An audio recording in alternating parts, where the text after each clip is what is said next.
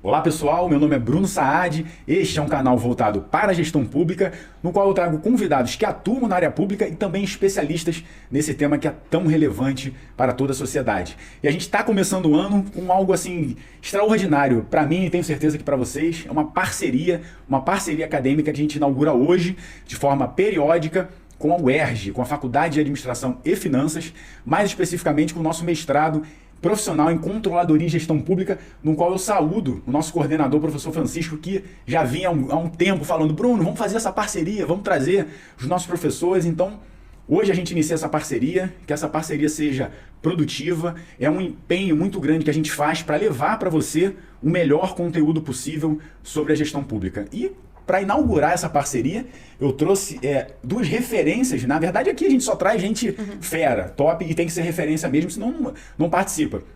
E são dois profissionais extremamente capacitados, maravilhosos.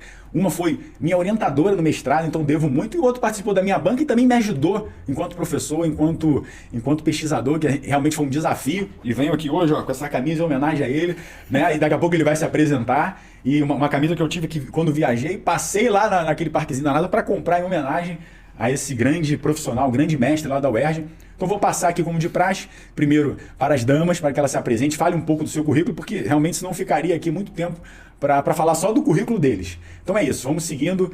Espero que vocês gostem, que essa parceria traga muitos frutos para todos vocês. Para você que é profissional, para você que é estudante, para você que ama a área pública e quer entender um pouco mais, a gente começa hoje falando sobre a importância da pesquisa para a tomada de decisão. Tânia Almeida, muito obrigado por você estar aqui. Imagina, Bruno. É uma felicidade enorme ter você aqui. A gente conseguiu agendar, né? É Enfim. isso. Bruno, obrigada por ter convidado a gente para estar aqui. Obrigada também por estabelecer essa parceria com o nosso mestrado. A gente tem um orgulho muito grande de ter você como um dos egressos na primeira turma. Foi uma turma que deu muita satisfação para a gente. Me lembro de você fazendo a inscrição lá, resolvendo algumas coisas de inscrição lá na secretaria. E você foi o primeiro a defender da turma, mesmo num período ali pós-pandemia. Então você é um egresso que é marcante, né, para o nosso programa e que dá muita satisfação de ter na nossa lista ali, né, daqueles que passaram pelo mestrado. Falei para você que eu não gosto de falar de mim, eu gosto de falar sobre pesquisa, né? Mas brevemente, eu sou doutora em administração pela Fundação Getúlio Vargas, sou professora da UERJ, né, lá da Faculdade de Administração e Finanças, onde atuo no mestrado esse que você participou com a gente, o mestrado de Controladoria e Gestão Pública e o mestrado acadêmico em Ciências Contábeis. Mas eu sou jornalista, né? Eu comecei lá atrás, quando eu era criancinha, lá em Barbacena. A minha graduação em comunicação, tenho uma graduação em letras também. E antes de vir acadêmica, atuei bastante tempo como pesquisadora de mercado. E procuro aliar a minha experiência, né, de mercado com essa atuação acadêmica, né? E é isso, e passo a bola para o cara assim, que é uma fera, um dos responsáveis pelo meu título de doutorado, porque se não fosse ele, a jornalista que vos fala, não ia conseguir passar numa disciplina chamada Estatística Multivariada. Ele é tão bom que conseguiu fazer uma profissional de comunicação entender um pouquinho de estatística multivariada. O Francisco foi meu professor. Passo então a palavra para o professor Peçanha, que realmente, professor, eu tenho você com uma grande referência, assim como com a Tânia, e realmente foi fundamental naquela matéria de métodos quantitativos que fez a gente virar à noite. Quanto foi desafiador para mim, que a minha pesquisa de mestrado foi quant, né? Quanto a gente trocou, quanto eu me senti seguro em tirar minhas dúvidas. Obrigado, sou muito grato realmente por você estar aqui hoje. Eu que agradeço, Bruno, a oportunidade. Foi muito bom também participar lá nesse momento, né, lá no mestrado, foi na pandemia, né? E durante a dissertação lá, estava a professora Tânia, eu ajudei um pouquinho lá na análise quantitativa, mas eu sou professor da UERJ desde 1999, eu sou professor do Instituto de Matemática e Estatística, e lá por 2015 eu comecei a dar aulas no mestrado acadêmico de Ciências Contábeis e agora também no mestrado profissional de Controladoria e Gestão Pública, né? Eu tenho um doutorado em Engenharia Elétrica, tenho mestrado pela PUC, em 2006, tenho um mestrado em Engenharia Elétrica também, sou engenheiro eletricista e sou estatístico, tenho as duas graduações e trabalho também no Centro de Pesquisa de Energia Elétrica, tá?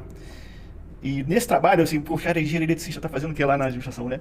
Nesse trabalho na área de engenharia elétrica, eu trabalhei muito com questão de regulação, cálculo de tarifas, regulação econômica de empresas, né? e previsão de demanda. Então isso me aproximou muito dessa área mais de administração, né? E daí que eu comecei a ministrar aulas de métodos quantitativos lá no mestrado, por conta desses trabalhos, análise de produtividade. É isso. Bom, realmente é um diferencial para a gente que, quando a gente começa a entender os dados, fazer essa análise, né? Realmente é um diferencial para o gestor.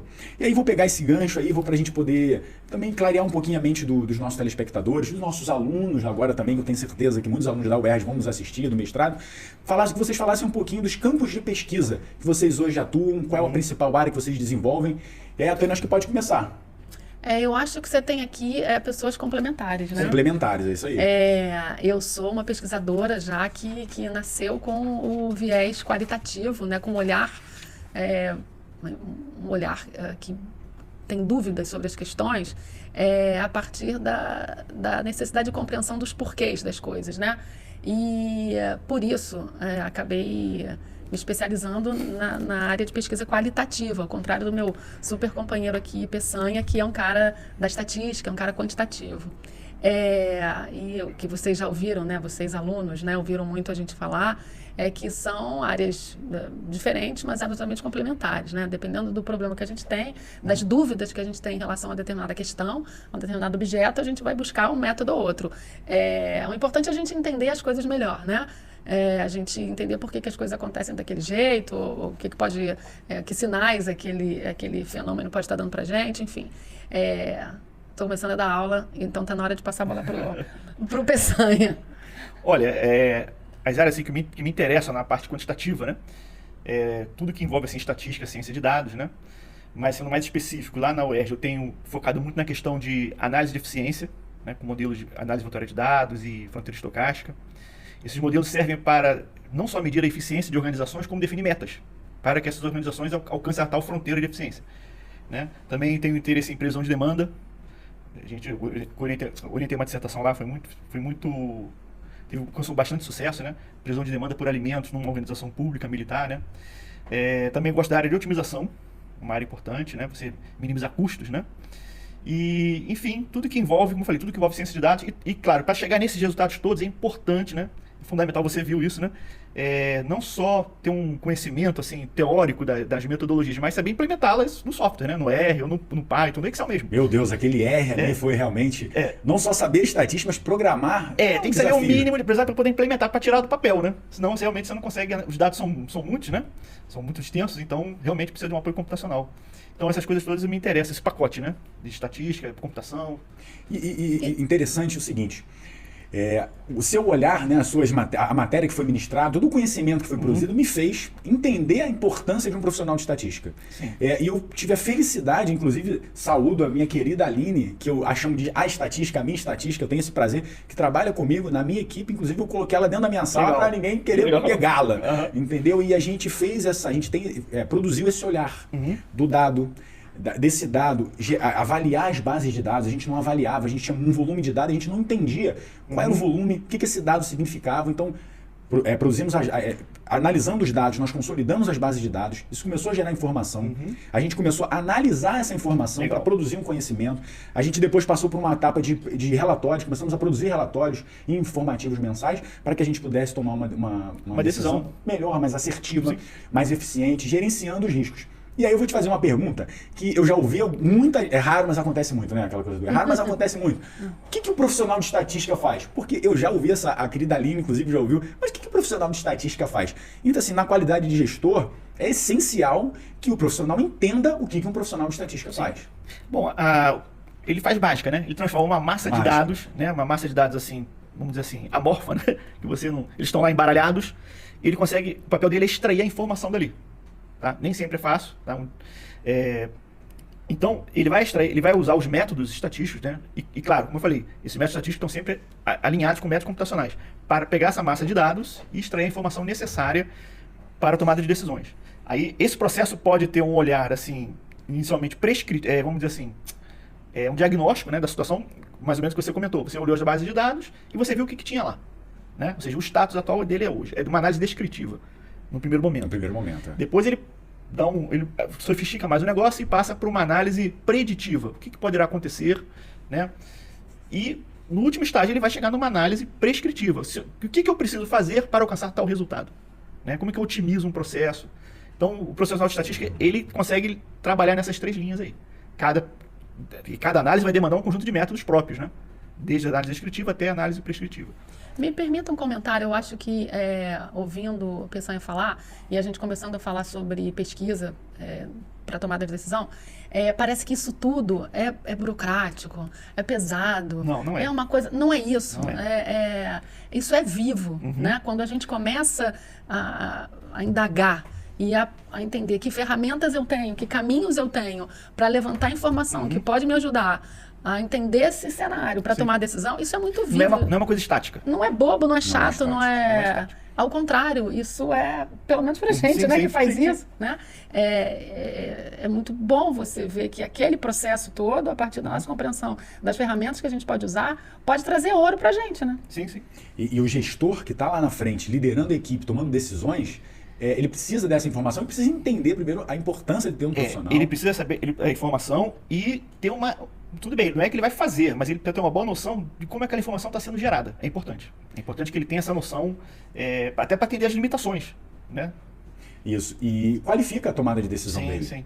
A gente tem algumas experiências, e a gente vai falar aqui ao longo do programa, do nosso podcast de hoje, quanto foi efetiva a pesquisa.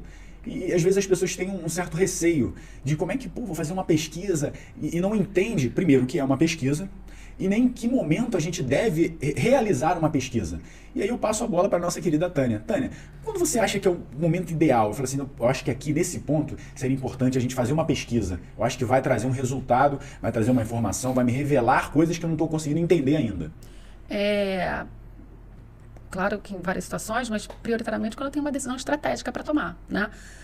Se a gente, pensando no gestor público, eu tenho uma decisão estratégica, é claro que é importante a gente considerar a experiência, né, que cada um tem como gestor, os dados secundários que a gente chama, né? A gente levanta ali informação de relatório, de conhecimento até de equipe, né? A partir de experiências anteriores. Embora isso não seja dado secundário, mas se eu tenho uma decisão estratégica, eu não posso definir o que eu vou fazer a partir de intuição, achismo, deu certo num lugar, vai dar certo aqui. Tomar uma decisão que é importante, né? Que pode influenciar muitas pessoas, ou que envolve um recurso muito alto, ou que é num contexto novo, sem fazer pesquisa, com apoio de pesquisador, né? Não estou dizendo que sejam os pesquisadores mais experientes, não, mas sem pessoas que conheçam os recursos, as ferramentas, os métodos, é arriscado, né? A gente pode tomar uma decisão que parece embasada, mas ela é um salto no escuro, né?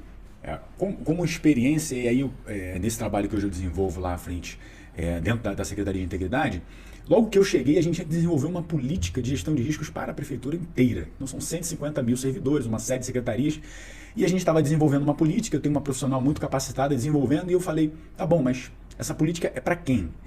Ela, não, é para a prefeitura. Não é essa a minha pergunta. Quem é o público-alvo? Quem vai receber essa política? Como é que nós estamos em maturidade, por exemplo, nesse caso, em gestão de riscos na prefeitura?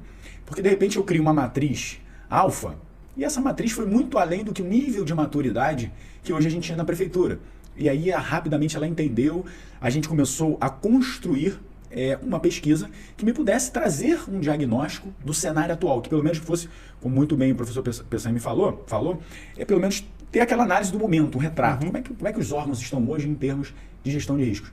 E até o ponto que eu estava à frente dessa área, a gente desenvolveu, inclusive fizemos até um ensaio teórico, ali, uma pesquisa, um teste de aplicação. Eu aprendi isso no mestrado, tem um teste de aplicação. Todas aquelas análises para a gente realmente ver se o instrumento de coleta, se o instrumento que a gente está utilizando, ele vai realmente me trazer o que eu preciso. Isso muito nos orgulha, né?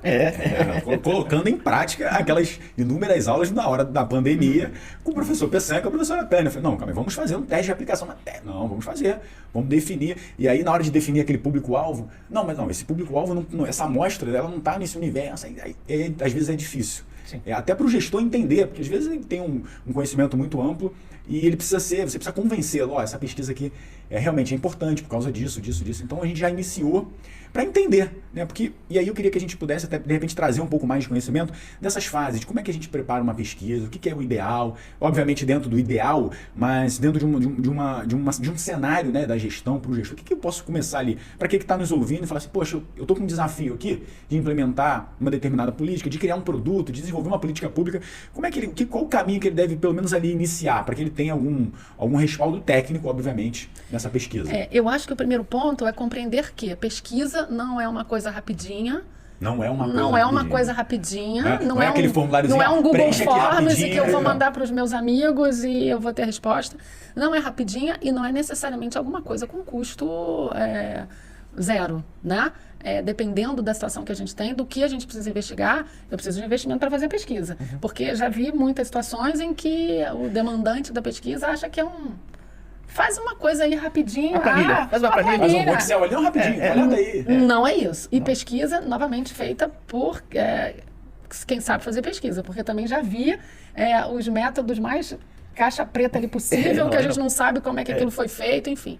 São métodos heurísticos. É uma coisa nova, né, que está na moda. Uma inovação que a gente está trazendo nesse momento. Tem muita coisa de moda em pesquisa. Enfim, tem coisa que funciona e tem coisa que já viu, Sim, né? sim. Aquelas maluquices maiores. Mas estou falando muito, pensando, por favor.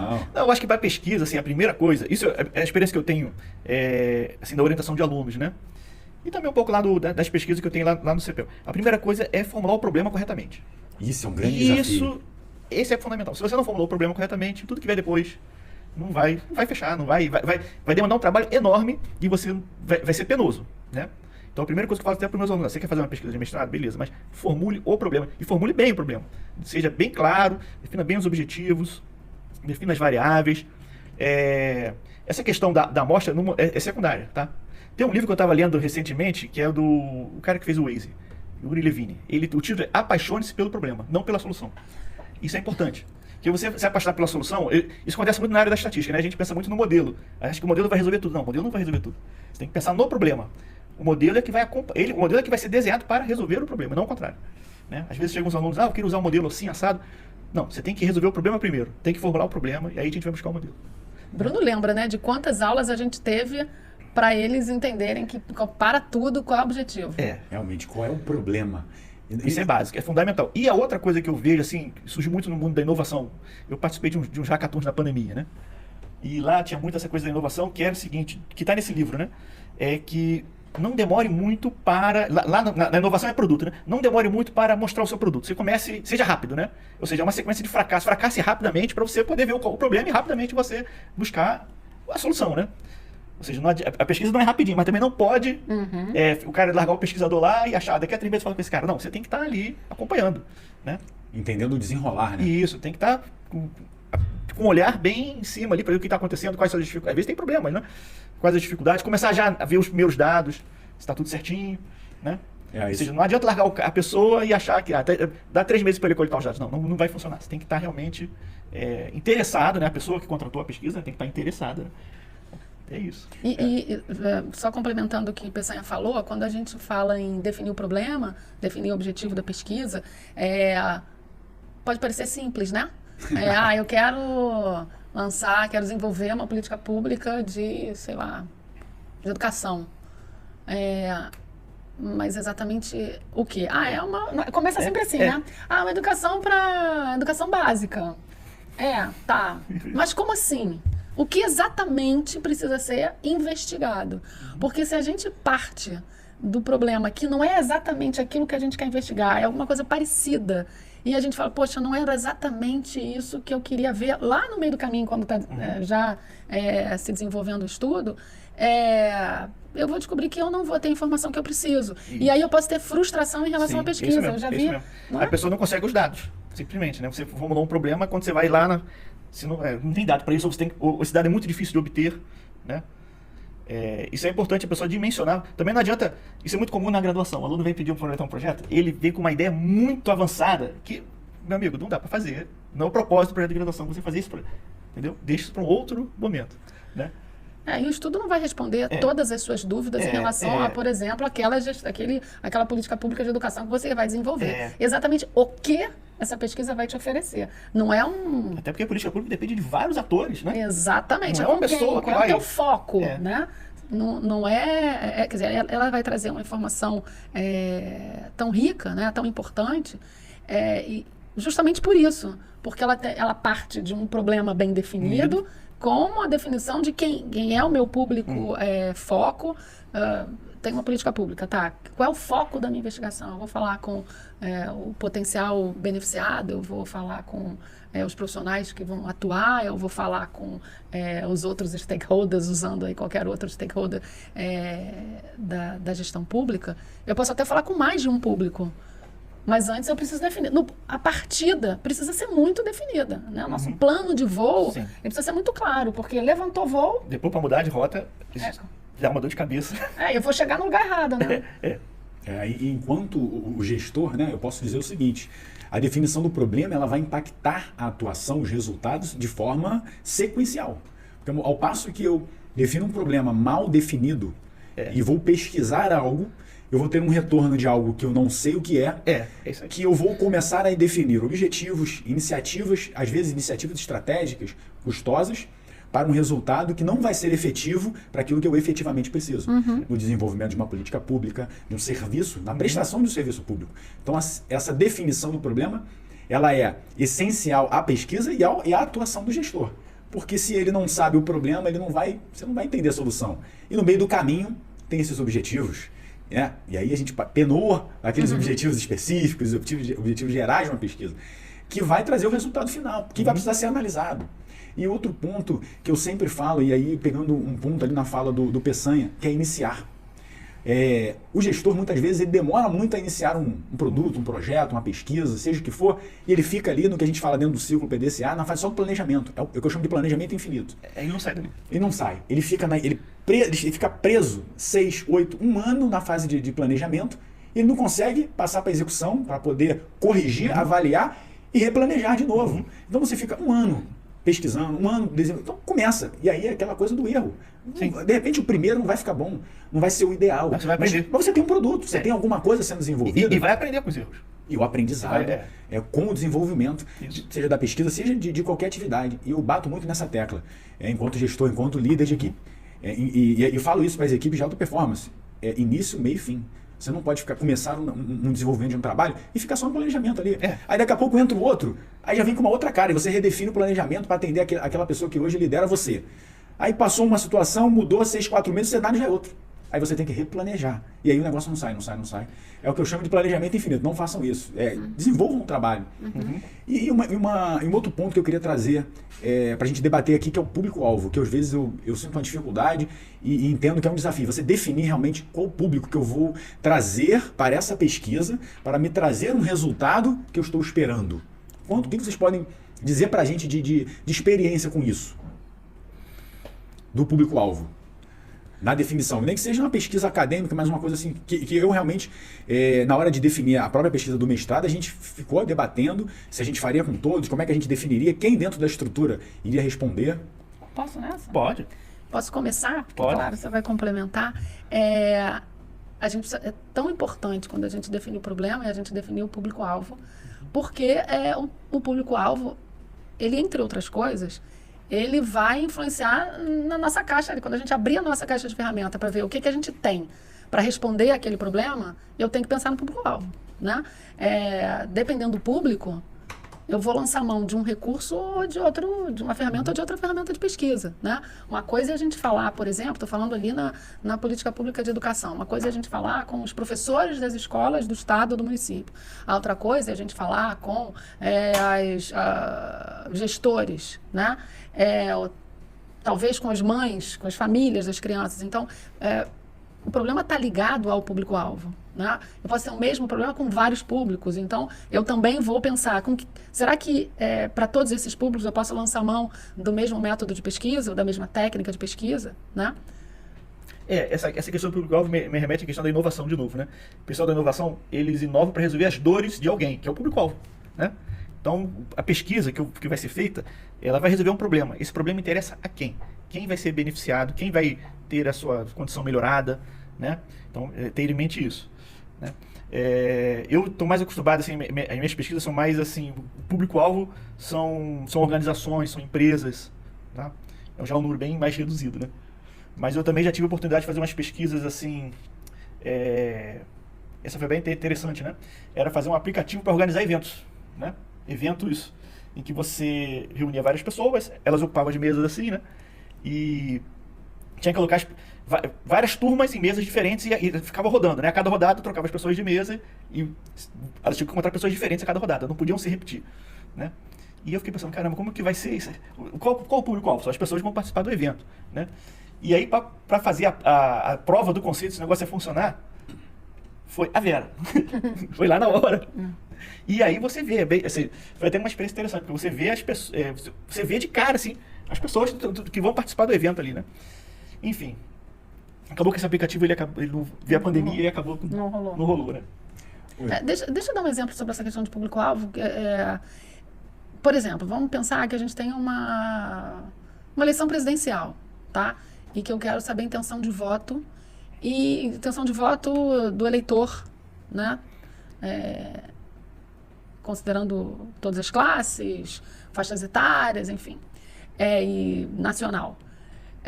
Se esse é o meu público-alvo, eu não posso pensar, por exemplo, em fazer uma pesquisa pela internet. A gente pensar, todo mundo tem internet. Não, todo mundo, não é todo mundo. Todo mundo aqui, né? Tem uma internet, todo mundo tem uma internet que funciona legal, enfim. Então, o público-alvo vai interferir em o que a gente vai fazer. Né? Eu não vou fazer, se eu chegar para você com o resultado de intenção de voto, de eleição presencial, com uma amostra que respondeu a pesquisa por meio de... Você introduz um viés. Já era, você pode introduzir um viés aí, né? Um viés uma seleção bem grande, né? Você fez uma pré-seleção ali, ou seja, não tem a mesma probabilidade de todos estarem na tua amostra. Exatamente. Né? Tem gente com probabilidade zero, não vai estar lá. Agora, deixa eu... Porque a gente está falando muito de pesquisa, da importância da pesquisa na tomada de decisão, não sei o quê, mas é importante deixar claro que a pesquisa não toma decisão, né? Eu já vivi situações em época de mercado que tem empresa que não faz. Algumas empresas não acreditam em pesquisa, ou acham que é muito caro, ou tem alguma restrição a fazer pesquisa, ok.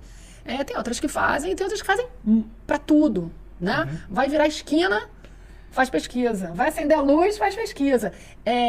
A pesquisa, ela é um apoio para a tomada de decisão.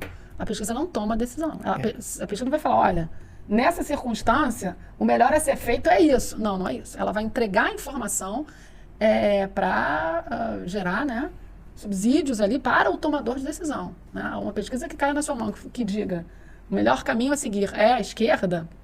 Não sei, o que você acha, Francisco? Não, eu acho que assim, você falou da internet, né? Hoje em dia, essas empresas de internet, elas fazem muitas pesquisas, elas precisam testar, ela vai mudar o perfil da homepage, então ela faz um teste AB lá para saber, né? Então isso é muito dinâmico, né? Eles fazem testes, como são muitas pessoas que usam internet, então, pô, você tem uma amostra já grandona ali, mesmo não sendo cobrindo todos os perfis, de repente é só um nicho ali, né? Uma bolha, né? Mas como são muitas pessoas, e para aquele site, por exemplo, aqui pro podcast, por exemplo, tem um público que assiste podcast. Então você pode fazer testes, né? Se eu mudar o horário do podcast, será que isso vai atrair mais gente? Né? Mais espectadores? Então essa questão do público-alvo agora ficou bem mais dinâmica. E outra coisa, mesmo que tenha esse viés que você falou, né, assim, da amostragem, é uma informação. Né? E sabendo das limitações, mesmo que ela tenha limitações, elas são conhecidas, essa informação é útil. Sim, né? Se essas informações sendo claramente apresentadas. No caso da pesquisa eleitoral, né, o que eu já vi, né? E aí me permito fazer só uma observação. É uma dúvida que todo cidadão tem, né? Como é que é feita? Qual é o público? Qual o resultado? Porque às vezes tem gente que acha, pô, mas eu não vejo o pesquisador em tal área. Como é que define realmente esse público para a gente ter realmente um resultado bem próximo na pesquisa do real? Olha, eu nunca trabalhei efetivamente com a pesquisa eleitoral, tá? Em campo. Mas eu imagino que eles estabeleçam alguns perfis, né? E tem que atender, tem cotas, né? Assim, olha, tem que ser tantos homens, tantas mulheres, tal faixa etária. E eles pegam na rua, as pessoas na rua, não tem um cadastro, né? Não é uma amostra aleatória, é uma amostragem não probabilística que eles fazem. Aí já é um problema, tá? Mas o que é interessante é que se você começa a pegar resultados de vários institutos, você pode combiná-los e chegar numa estimativa bem assertiva. Entendeu? Então a ideia pode ser não focar numa pesquisa, mas no conjunto de pesquisas que estão sendo feitas. Tá? Isso é feito. É uma meta-análise, né? no final das contas. Você pegou resultado de vários artigos daquele tema e chegou numa estimativa, né, conjunta. Você pegou todos os resultados que você coletou na literatura e condensou isso numa estimativa que combine todos eles. E a gente entrou aí nessa história do eleitoral, mas eu acho que isso vale como exemplo para várias outras situações, é que o resultado de pesquisa que cai na mão da gente, seja eleitoral ou qualquer outra, antes da gente avaliar o que tem de informação ali, eu preciso saber quando ela foi feita, Isso. qual foi o público Isso é pesquisado. dinâmico. Eu preciso antes entender qual é sabe a folha de rosto, sabe? A especificação técnica. Sim. Né? Isso é entregue. Isso é entregue. Isso é entregue. Esse memorial, né? Esse tem um nome. Vou chamar de memorial, né? Ele é entregue por, acho que é o TSE, né? Que recebe, né? As pesquisas estão Quantas pessoas registradas. são registradas, tem tudo ali. E esse mergulho do pesquisador, lá, na pesquisa de campo, que ele vai coletar dados muitas vezes em loco, ele tem que ir lá na rua fazer a coleta, ouvir. Como é que eu extraio essa informação nessa pesquisa qualitativa, dando esse mergulho? Eu sei que essa daí é Você levantou a bola, né? Você quer, né, Bruno? Você pediu, né? A gente tem uma diferença grande entre o campo da quali e o campo da quant, né? São duas metodologias diferentes. Quando o leigo pensa em pesquisa, ele vai pensar na pesquisa da estatística, né? Vai ter um questionário, ou eu estou respondendo lá na internet, ou vai ter um pesquisador, aquele modelinho pesquisador com prancheta. Esse é um campo da pesquisa quantitativa que acontece com algum distanciamento, né, do entrevistado. Eu estou ali só para colher o dado, né? Não estou falando que isso é ruim nem bom, estou falando que é uma característica. Eu estou ali perguntando para o entrevistado e ele vai me dar uma resposta, eu vou anotar, ou ele mesmo vai preencher e é isso que eu estou precisando. No caso da qualitativa, a gente precisa, na maioria das vezes, as principais técnicas que a gente tem, as mais usadas, não sei se posso falar são as mais usadas, a gente tem um contato entrevistador-entrevistado, né? Porque a gente não quer só uma resposta, eu não vou perguntar para ele, novamente nesse exemplo eleitoral, em quem você pretende votar, e ele vai falar, pretendo votar no Peçanha, e o outro vai falar, pretendo votar no Bruno. Eu preciso conversar com ele sobre essa situação, né? Eu não estou esperando uma resposta e aquela resposta objetiva é o que me dá a informação que eu preciso. É na conversa, né? Na compreensão do pensamento daquela pessoa, na construção da escolha que ela está fazendo, no caso do eleitoral, na comparação que ela faz entre o Peçanha e o Francisco. Então, eu tenho uma aproximação no campo entrevistador-entrevistado que é diferente do campo quantitativo, né? Parei. Senão eu fico aqui. E é sedutor, né? Porque também tem que ter essa interpretação, esse entendimento, para poder fazer uma melhor análise. Bom, vamos lá. Quando você fala em interpretação, claro que a gente precisa interpretar, mas a gente precisa interpretar os dados que a gente colheu dessa conversa, né? Quando a técnica é essa, mas a gente tem que fazer isso com base em teoria, né? Eu não vou conversar com vocês e contar para um terceiro o que vocês me disseram com base no que eu interpretei da minha cabeça, que eu acho que, né? Pesquisa é toda sustentada por técnica, né? A gente estuda pra caramba, né? E não é conversar e contar, olha, o que os entrevistados me disseram foi isso. Não é um relato só. Não é um relato e eu não vou compor esse relato com base nas coisas que eu acho sobre o que você me falou, né? A gente tem técnicas de análise. E as análises são bem diferentes uma da outra, no campo quantitativo e no campo qualitativo. No campo quantitativo, eu tenho muito orgulho daqueles maravilhosos gráficos, imagens que o R produziu. Assim, eu tenho quase que eu emoldurei ali aquela análise de cluster, que eu tenho assim tudo que eu posso, agora eu faço uma análise de cluster. Não, a gente vai desenvolver essa pesquisa. Não, calma aí, eu tenho que fazer uma análise de cluster, eu tenho que saber quais são as organizações que estão com nível de maturidade mais alto, mais baixo. A gente vai fazer uma capacitação diferenciada. Perfeito, e assim, eu quase emoldurei aquela análise, primeiro porque é trabalhoso ao nível extremo, mas é realmente pontual. Eu consigo entender o comportamento daquela organização, o nível de maturidade daquela organização, no que ela se diferencia daquela outra e ser preciso, que às vezes o gestor ele não tem tempo. Ele não tem meios, ele não tem recursos, ele tem uma série de limitações. E quando eu falo para ele, dentro desse cenário de 53 organizações, 60, 80, você tem que pegar essas 10 primeiras e tem que capacitar, vamos dar um exemplo básico aqui, você tem que ensinar a ler. Essa galera aqui, ela já sabe ler. Então você vai ensinar ela aqui um pouco de matemática. Não, essa galera já sabe ler matemática, vamos avançar para isso. E o gestor precisa ter esse entendimento, Sim, sim. né? E queria que você falasse um pouco dessas análises, porque realmente, assim, eu tenho... E foi a única coisa da Copa que eu boto colorido, lindo, assim, para poder... Nessas análises, um aspecto importante é a seleção de variáveis. Que variáveis, que atributos você vai usar para caracterizar os objetos, no caso, organizações, né? Ou pessoas, né? Então, essa seleção, essa triagem das variáveis é importante. Isso pode requerer uma análise mais detalhada do campo que você está estudando, naturalmente, né? Não é pegar a planilha que você vai botar lá no cluster. Não, você tem que selecionar as variáveis. Outra questão importante é a seguinte, você lembrou bem, você formou os agrupamentos, você conseguiu fazer uma taxonomia das organizações. E daí? E daí agora o próximo passo, que é mais difícil, tá? É mais difícil que o cluster, são os desdobramentos. Que políticas eu vou fazer para cada grupo, para alcançar um determinado resultado o resultado pretendido, tá? Nisso eu não vejo muitas aplicações, assim, obviamente tem muitas aplicações, mas geralmente o pessoal fica muito na análise de cluster, né? Não avança. E não avança para as implicações, ou seja, eu vou formar políticas, que políticas são essas? Quais são os desdobramentos disso? Aí isso você não vê tanto assim. Esse é um papel primordial do gestor que vai receber essa Esse é informação. o gestor, o papel dele é esse. E aí eu posso trazer como um grande exemplo, e é fruto de um trabalho coletivo, que foi a pesquisa que a gente desenvolveu sobre governança nas contratações dos órgãos e entidades licitantes do Estado do Rio de Janeiro. A gente conseguiu, junto à Subsecretaria de Logística, que eles validassem a nossa pesquisa, a nossa entrada, e aí não foi pedindo nada, e aí aquele pesquisador ele tem que saber vender a sua pesquisa, e a pessoa que está do outro lado também precisa entender o quão aquilo é importante, porque às vezes você quer vender uma pesquisa e a pessoa que está do outro lado ela não sequer tem a capacidade do entendimento do quão aquilo vai trazer de resultado para ela, e ela não dá importância. Então eu fui lá, bati na portinha, tem uma pesquisa assim que eu quero desenvolver, a nova lei de licitações está para sair, vamos fazer uma pesquisa sobre governança, e foi muito bom, a gente conseguiu aplicar, a gente conseguiu fazer um retrato de como estavam as organizações do Estado na área de governança nas contratações, tendo em vista a nova lei que se aproximava ali de ter vigência. Conseguimos entregar esse trabalho, essa pesquisa, para que eles pudessem fazer o melhor treinamento, o melhor instrumental, as melhores aquisições de ferramentas para você ter um olhar gerencial dessa área. E a gente conseguiu vários outros frutos, que inclusive desenvolvemos um macro processo de contratações que foi adotado depois num decreto. Então acho que foi um resultado muito bacana, e a gente fez aquela nossa análise de cluster.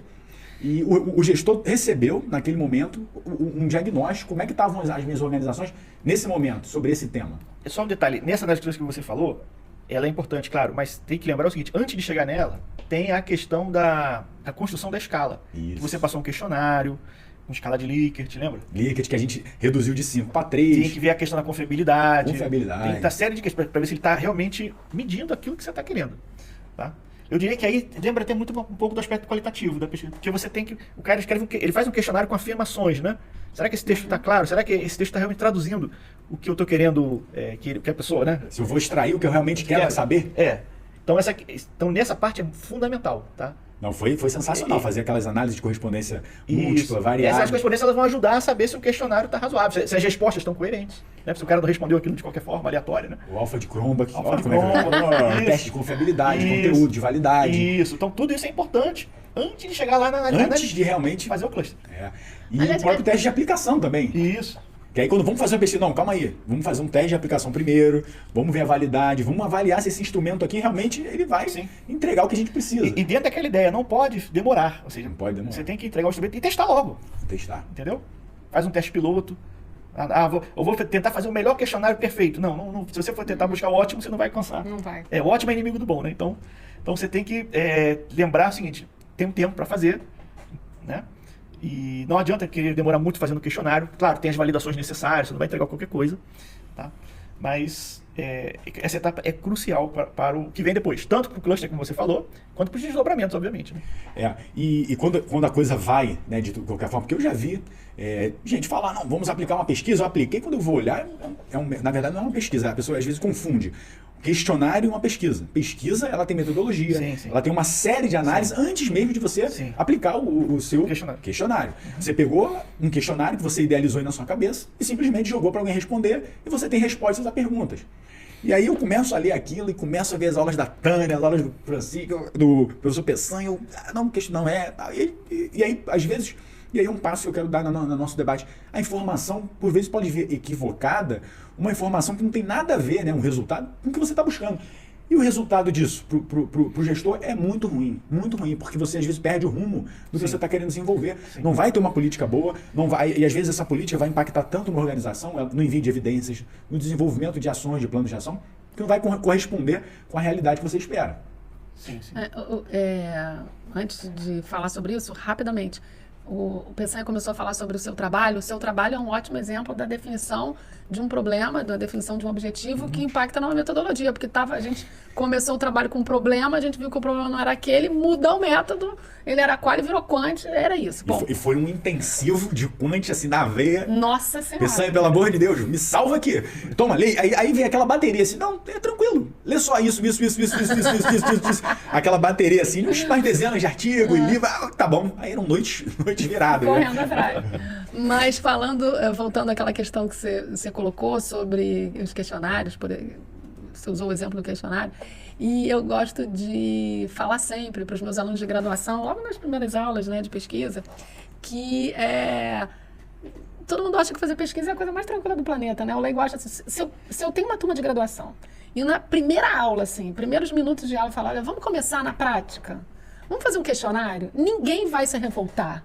Ninguém vai falar, mas professora, como é que eu vou fazer um questionário? Eu não tive aula ainda. Não é? Todo mundo acha que sabe, né? Fazer questionário, né? Eu também não quero passar a ideia de que é alguma coisa super complicada, rebuscada, que ninguém consegue fazer sem ter estudado anos. Não é isso. Mas é porque existe isso que você falou. A pessoa passa um questionário ali com perguntas que vieram na cabeça e fala. Não tem um alicerce, né? Questionário sem metodologia por trás, sem todas as referências bibliográficas necessárias, é uma coisa no vácuo, não tem a metodologia, tudo isso é que vai dar o alicerce para a pesquisa. Até a própria maneira, né, de construir a pergunta. Isso. Como é que eu vou perguntar isso? Assim? Qual é a melhor forma de perguntar? Com a cor do cavalo branco do Napoleão, né? Eu não posso incluir uma resposta na pergunta, não posso ser tendencioso, eu preciso... Os vieses também não podem contaminar o instrumento de coleta. Exato. E às vezes os questionários são muito longos, qual é a forma que a gente tem de fazer um questionário que mantenha, né, a pessoa, o respondente interessado, sair do piloto automático. Várias perguntas com o mesmo modelo, ele vai lá e vai marcando tudo igual, né?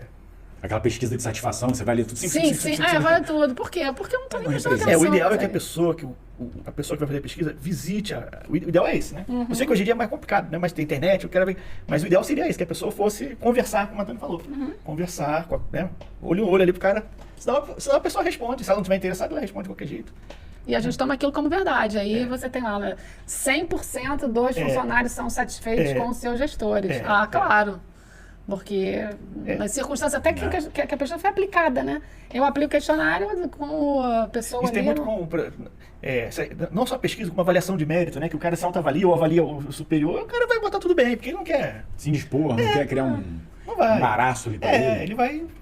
Tá tudo em ordem. E o quanto essas questões, muitas vezes, desqualificam a pesquisa como um recurso, né? Tem gente que fala, não acredito, sei lá, ou acho estranho o resultado. Realmente, o resultado é estranho, né? Realmente eu não posso acreditar num resultado como esse.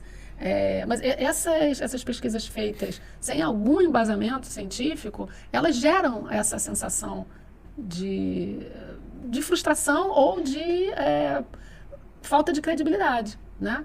Não é isso, vamos fazer um questionário, vamos aplicar, não é assim. É isso, e eu queria avançar agora no assunto que nós estamos falando da pesquisa, mas há um passo que o pesquisador pode dar, que é repesquisar ou criar índices, para você acompanhar o histórico daquele serviço. Agora há pouco saiu essa semana ainda o índice de percepção da corrupção, que é apurado todos os anos. Então tem uma pesquisa em cima disso. E qual é a importância de a gente manter uma série histórica? Eu também consegui avançar nessa parte junto com a profissional que está lá comigo, que é um histórico. A gente, tá bom, qual é o número de denúncias que eu recebo, avalia para mim. Não, ainda não tem uma série histórica, então vamos construir uma série histórica. E a gente conseguiu fazer essas análises mensais através de um reporte.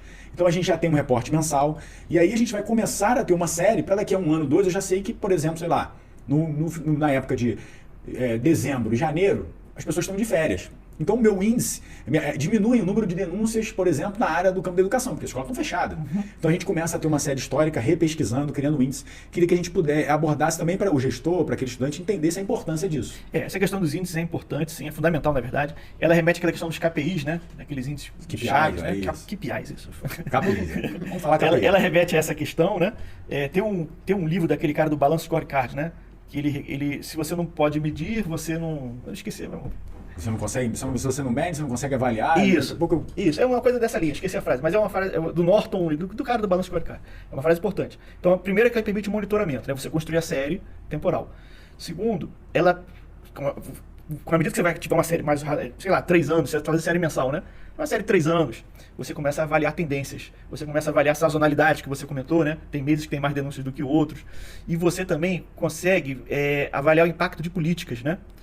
A partir de, por exemplo, a questão da lei seca, né? A lei seca, ela reduziu o número de acidentes no trânsito? Então, para você responder essa pergunta, você pode analisar a série temporal, desenvolver um modelo, e esse modelo vai dizer para você qual foi o impacto da lei seca. Tá? A lei do cinto de segurança, né? Será que colocar o cinto de segurança realmente impactou nas mortes por acidentes de trânsito? Aí você, olhando a série histórica, você pode responder essa questão. Tá? Então, é fundamental realmente construir as séries históricas. Dado é dinheiro, é valor, né? Então você está construindo aí uma riqueza aí, tá?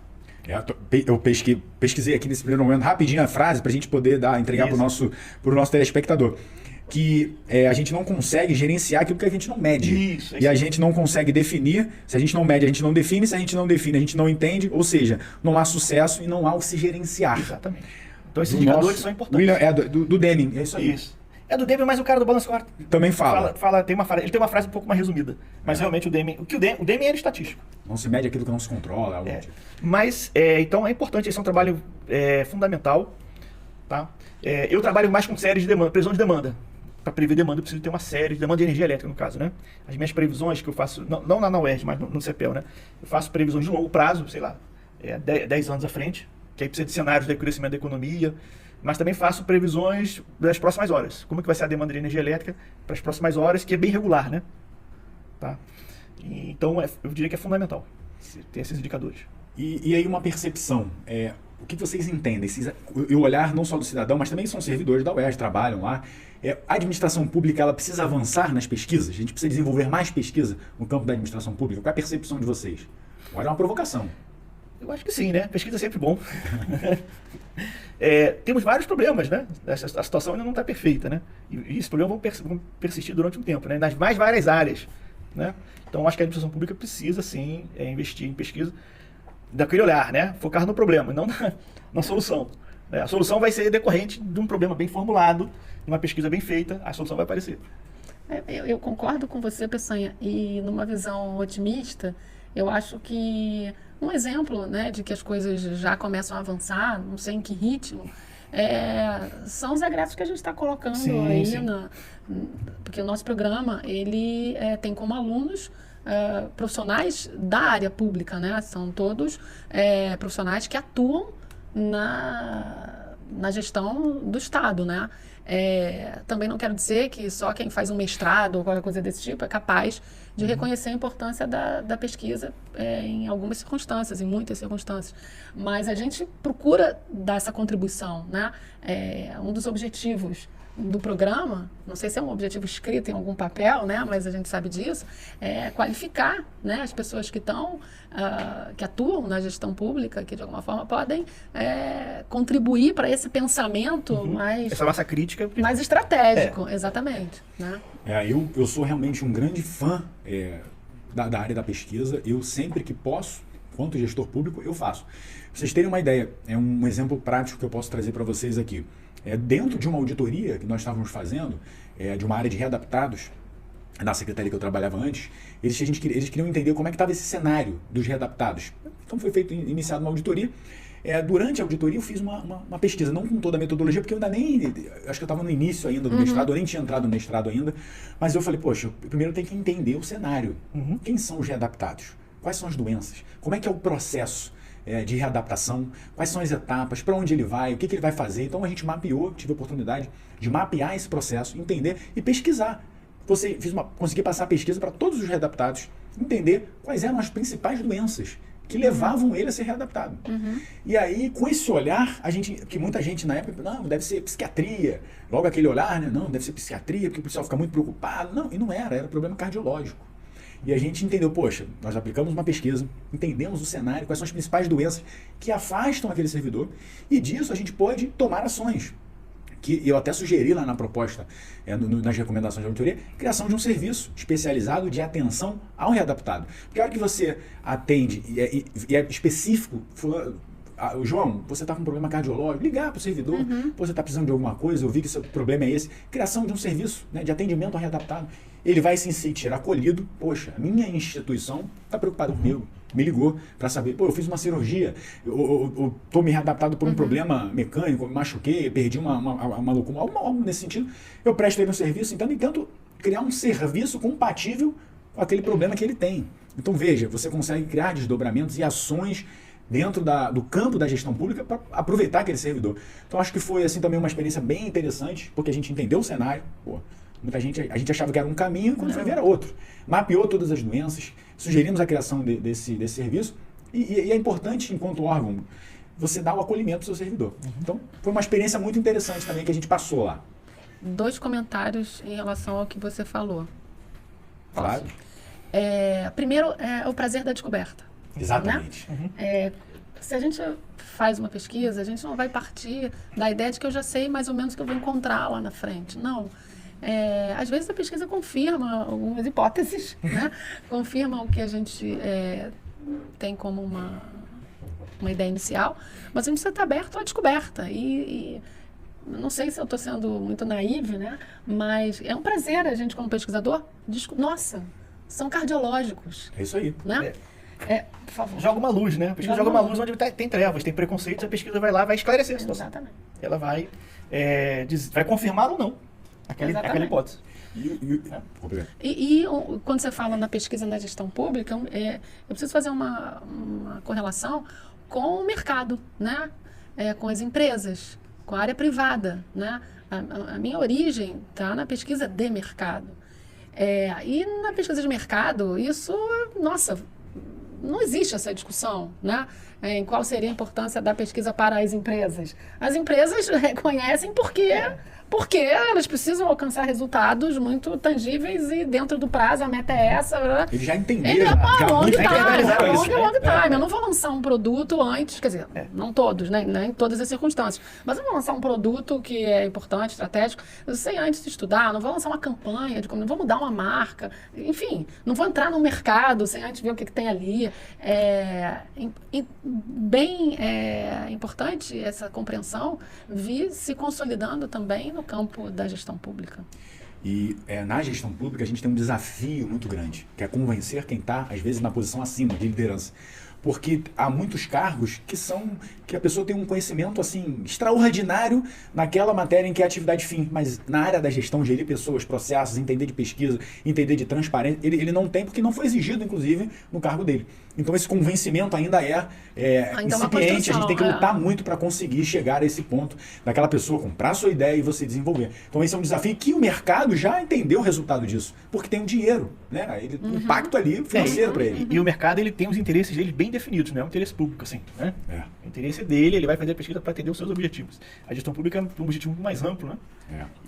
Gente, quero dizer que está assim maravilhoso. Eu acho que a gente vai ter que regravar, fazer mais episódios sobre essa parte de pesquisa que foi riquíssimo que a gente conversou aqui hoje. E saúdo, né, o programa de mentoria de mestrado em controladoria e gestão pública, porque a gente está caminhando nesse sentido, formando profissionais da área pública em gestão pública, que vão ocupar cargos de liderança dentro da administração. Porque a administração pública precisa de bons gestores. Não só especialistas numa atividade em si, mas ele vai gerir pessoas e processos. Ele precisa desse entendimento e o programa ele tem sido muito feliz.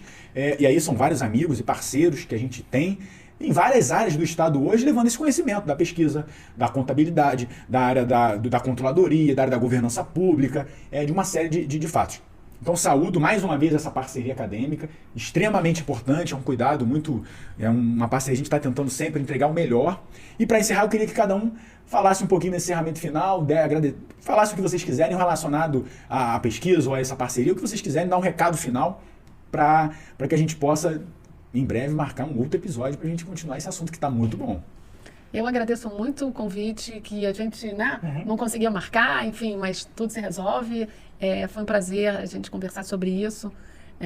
Você sabe que eu e Peçanha, para falar, a gente falando sobre pesquisa, a gente ia ficar aqui até amanhã, porque um assunto puxa outro, a gente respira isso, a gente estuda isso e a gente reconhece muito, né, a produção de conhecimento, a geração de conhecimento a partir de pesquisa.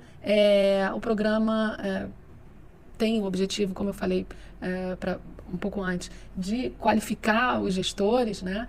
Qualificar, não sei se é a palavra certa, mas informalmente aperfeiçoar, né?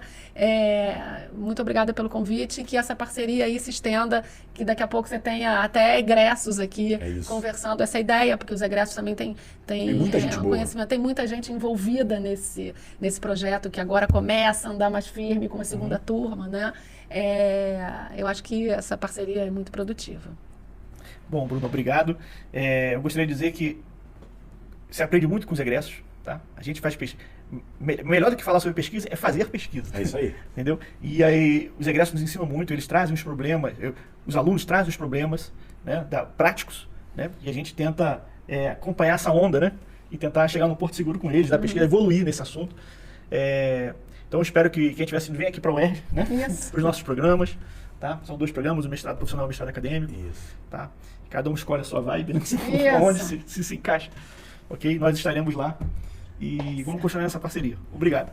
Obrigado. Então é isso, pessoal. Agradecendo hoje a presença da nossa querida Tânia, querido Peçanha, que eu acho que é a primeira vez que a gente se vê pessoalmente, porque a gente fez o mestrado praticamente online, né? A gente já está muito íntimo, porque a gente se falava muito, fazia vários no Zoom, no Meet ali, mas presencialmente foi a primeira vez, inclusive lá no seminário, primeiro seminário de Controladoria e Gestão Pública, que eu tive a oportunidade de apresentar um assunto. Foi a primeira vez que eu vi o Carlyle, os outros professores. Não tinha visto o Carlyle, né? O professor Carlyle, que em breve virá aqui para a gente falar sobre economia solidária, vários assuntos. Então, obrigado por você estar junto da gente. O nosso comprometimento com a produção de um conteúdo de qualidade é real. A gente está trazendo uma parceria acadêmica, uma faculdade que eu tenho um prazer, um orgulho enorme de dizer que pertenço ao UERJ, sou um egresso da UERJ, tem um futuro. Quem sabe a gente faz um doutorado lá, a gente segue no caminho, mas a gente vai estar sempre com a UERJ dentro do nosso coração. Obrigado. E, minha camisa aqui, seja maior que a média, seja maior que a média. Mas agora tem uma evolução. Agora tem uma evolução. Não basta ser maior que a média, tem que ser maior que a média, mais 2 vezes o padrão.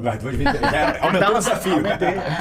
Mas é isso. Gratidão a vocês. Sigamos firmes e sempre em frente. Beijo no coração.